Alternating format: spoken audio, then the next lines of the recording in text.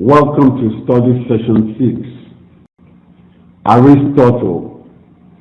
Introduction.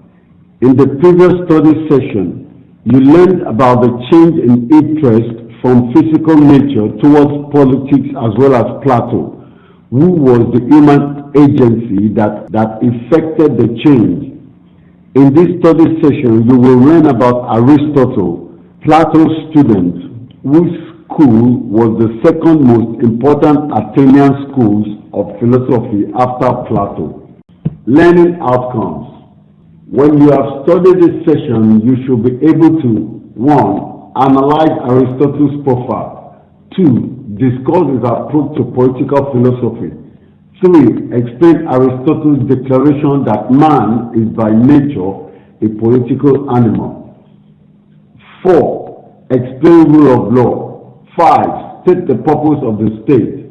6. Identify points of divergence and convergence in the political ideas of Plato and Aristotle.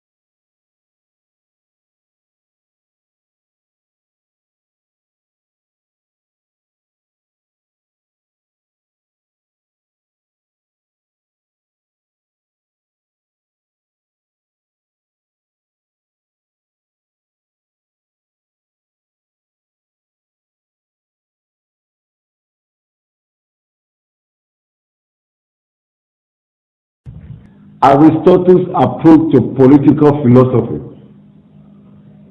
Aristotle thought of political philosophy as the construction of an ideal state upon lines already laid down, especially in the Plato's statesman and the laws. Plato's prevailing ethical interest in the subject still predominated. The good man and the good citizen are one and the same, or at all events they ought to be. And the end of the state is to produce the highest moral type of human being.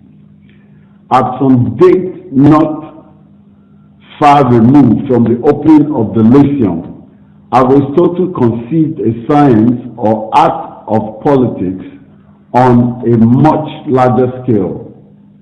The new science was to be general, that is, it should deal with actual as well as ideal forms of government, and it should teach the art of government and organizing states.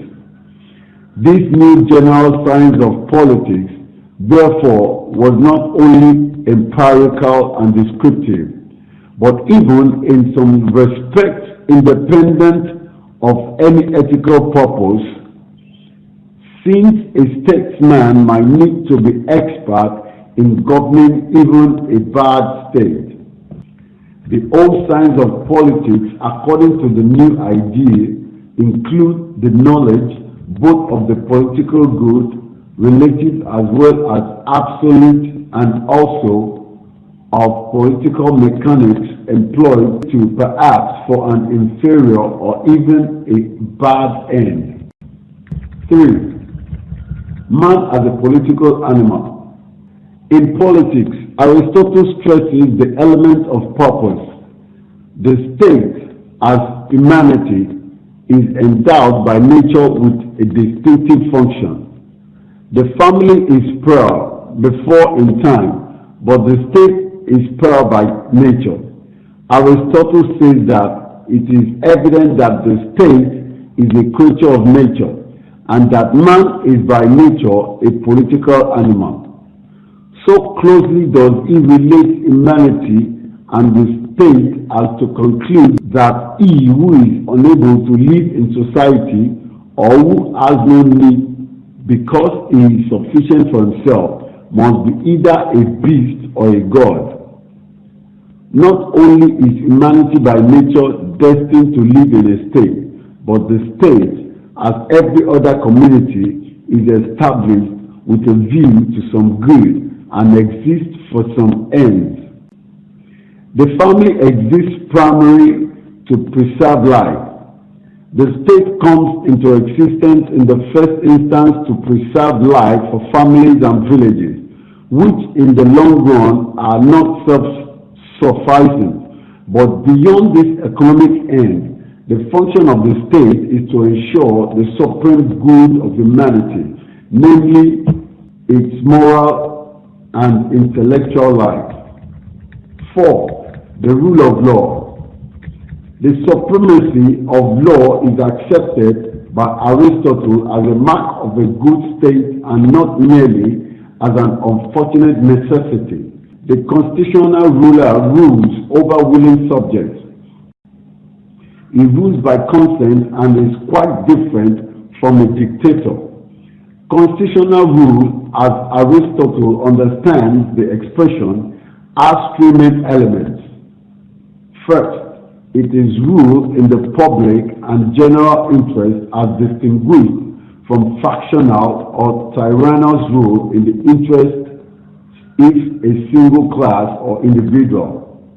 Second, it is lawful rule in the sense that government is carried on by general regulation and not by arbitrary decrees, and also in the vague sense that the government does not flout standing customs and conventions of the Constitution. Third, constitutional government means the government of willing subjects as distinguished from a despotism that is supported merely by force.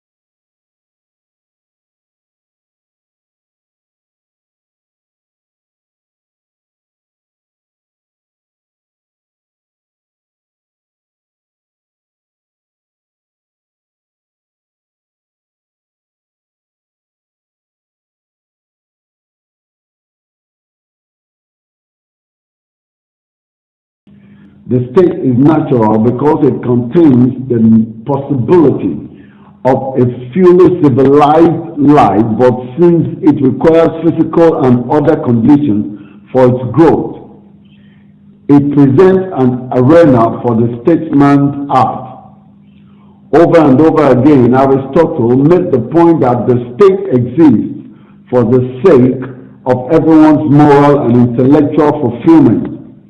A state, he said, exists for the sake of the good life and not for the sake of life only. Also, the state is the union of families and villages in a perfect and self-sufficing life by which we mean a happy and honorable life. Finally, he said, our conclusion is that political society exists for the sake of noble actions and not mere companionship. Still, whether a state produces the good life depends upon how its rulers behave. 6. Comparative analysis of Aristotle and Plato. One essential difference between Plato and Aristotle is apparent in all parts of the politics that have to do with the ideal state. What Aristotle called ideal state was always Plato's second best state. The rejection of communism just referred to shows that the ideal state of the republic was never entertained by Aristotle, even as an ideal. Aristotle was emphatic in his objection to the abolition of private property and the family, which Plato advocated in the Republic. Aristotle's ideal was always constitutional and never despotic rule. Aristotle accepted from the start the point of view of the law that in any good state, the law must be the ultimate sovereign and not any person whatsoever. The authority of a constitutional ruler over his subjects is quite different from that of a master over his slaves, because the slave is treasured to be different in nature, a lower sort of being who is inferior from birth and incapable of ruling himself. For this reason, the slave is the master's living tools to be kindly used, but still used for the master's good. Political authority differs also from that which a man exercises over his wife and children. The ideal state, therefore, if not a democracy, at least includes a democratic element. It is a community of equals aiming at the best life possible. Like Plato, Aristotle confined his ideal state to city-state, the small and intimate group in which the life of the state is the social life of its citizens, overlapping the interests of family, of religion, and of friendly personal intercourse. Again, in Plato, change connotes decay or degeneration, while in Aristotle it is a process of self-improvement, a movement towards the realization of nature. Study session summary. In this study session, you have learned that 1. Aristotle was not an Athenian but a native of Stagira in Thrace, where he was born in 384 BC. 2. Aristotle conceived a science or art of politics on a much larger scale. 3.